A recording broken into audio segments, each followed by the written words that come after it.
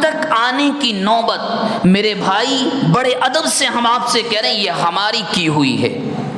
اس درجے تک جو ہم پہنچے ہیں یہ ہمارا خود کا اپنے ہاتھوں کا کیا ہوا ہے. قرآن مجید جو یہ کہتا ہے نعوذ باللہ، اس کا ایک لفظ، اس کا ایک زبر زیر غلط نہیں ہوتا، وہ جھوٹ نہیں بولتا، وہ انسانوں کی طرح نعوذ باللہ اپنا رنگ نہیں بدلتا، وہ تو کلام الہی ہے، وہ ذات الہی سے نکلا ہوا ہے. آپ خود میں اپنے محلوں کے گھروں پر غور کریں، اللہ نہ کرے اگر کسی کے بھی گھر میں نکاح یا طلاق کا کوئی لڑائی کا مسئلہ، آپس کے اختلافات کا مسئلہ چل رہا ہے، خدا کی قسم آپ خود غور کر کے دیکھیں پہلے ہم کہاں جاتے ہیں، پہلے ہم کس کا رخ کرتے ہیں، کس کی دھمکیاں دی جاتی ہیں. کیا FIR نہیں لکھوائی جاتی؟ کیا جو لوگ اس کے جانکار نہیں ہیں، جاہل ہیں، ان کو بیچ میں لا کر فیصل بنا کر نہیں بٹھایا جاتا؟ وہ تو سمجھانے کے بعد مجبوری میں جب کورٹ کچہری کے بار بار چکر کاٹنے پڑتے ہیں تب جا کر مجبوری کے درجے ہم مسجدوں میں آتے ہیں، تب جا کر ہم دارالقضا کو جاتے ہیں.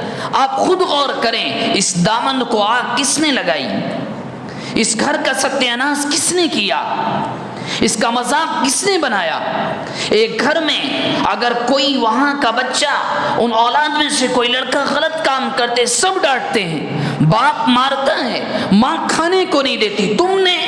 تم نے گھر کی عزت پر داغ لگایا ہے، تم نے گھر کی عزت کو بیچ دیا، تم شراب پی کر آئے، تم نے فلاں گناہ کیا. یہ تو ہمارے لیے احسان ہے کہ اللہ رب العزت والجلال ہزار غلطیوں کے باوجود ڈانٹتا نہیں ہے، ڈپٹتا نہیں ہے. کبھی کبھی اپنی نشانیاں دکھاتا ہے، بارشیں روک کر مان جاؤ.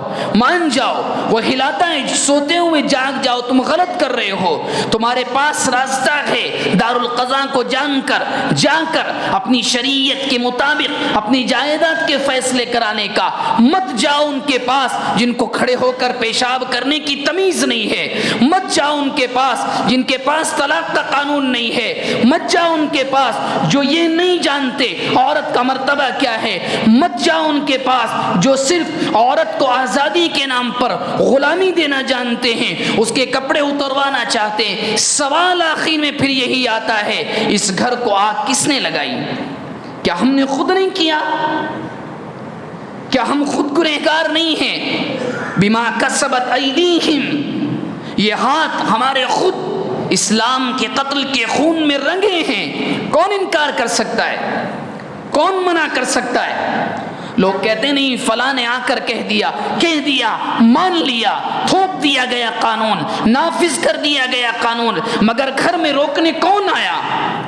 لوگ کہتے ہیں کہ بار بار یہ باتیں نہ کہا کرے، کس سے کہیں؟ کون سا اسٹیج رہا ہے جس سے کہا جائے؟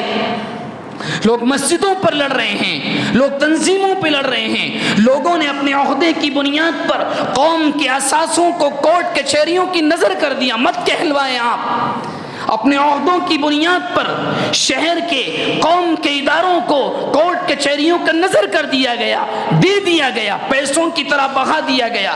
کہ اس گھر کو آگ ہم نے خود نہیں لگائی، کہ اس کے چراغ کو ہم نے خود نہیں بجھایا. جو سمجھانے والا آیا اس کو ماں کی گالیاں دی گئیں. مت کہلوائیں آپ، اس کو بہن کی گالیاں دی گئیں، اس کی عزت کو نیلام کیا گیا، اس کے گھر پر بدمعاشوں کو بھیج کر دھمکیاں دلوائی گئیں. یہ ہم نے خود نہیں کیا، یہ ہم نے خود نہیں کیا. ایک آدمی کے اوپر 4 لوگ لگے اس کے گریبان کو پکڑنے کے لیے. زبانیں اتنی لمبی کہ اللہ رحم کرے جانور شرما جائیں. کسی پر الزام لگانے پر آئیں تو کسی کی بیوی کے تعلقات کس کے ساتھ جوڑ دیں. کیا دلیل ہے؟ کون سا ثبوت ہے؟ نہ علماء کو چھوڑا، نہ دینداروں کو چھوڑا، نہ عوام کو چھوڑا، نہ خواص کو چھوڑا. ایسا لگتا ہے کچھ جانور پاگل ہو گئے ہیں جن کو کوئی تمیز نہیں، اور جنہوں نے قسم کھائی ہے کہ اس محلے کو برباد کر کے چھوڑیں گے. یہی تو ہم کر رہے ہیں، اس کے علاوہ ہم کر کیا رہے ہیں؟ اگر باتیں غلط ہوں تو آ کر پکڑیں ہمیں. ایک لمحے کے لیے تنہائی میں بیٹھ کر سوچیں کر کیا رہے ہیں ہم. وہ کون سی مجلس ہے جہاں ہماری زبانیں کسی کی عزت کے بارے میں اتنی لمبی نہیں ہوتی؟ کہاں تک ذکر کیا جائے؟ کسی نے بڑی اچھی بات کہی، اگرچہ وہ شریعت کی کوئی حدیث یا آیت تو نہیں ہے، کہ حال ہمارا یہ ہے کہ پڑوسی کے گھر کی بہو بیٹی کی خبر تو ہوتی ہے، مگر پڑوسی کے گھر میں فاقہ ہے یا کھانا مل گیا ہے اس کی خبر نہیں ہوتی۔ یہ حالات ہمارے ہیں۔ تو بہرحال میں نے بڑے ادب سے آپ سے ذکر کیا کہ اسلام اور دیگر قوانین میں فرق کیا ہے، جو ہمیں ایک شاندار مذہب اللہ رب العزت والجلال کی جانب سے ملا ہے، اس کی کیا کیا خوبصورتیاں ہیں کہ ابھی بات آئے گی انشاءاللہ آپ سے تفصیل سے ذکر کریں گے۔ دعا فرمائیں اللہ تبارک و تعالی مجھے، آپ کو، ہم تمام کو اخلاص نیت کے ساتھ عمل کرنے کی توفیق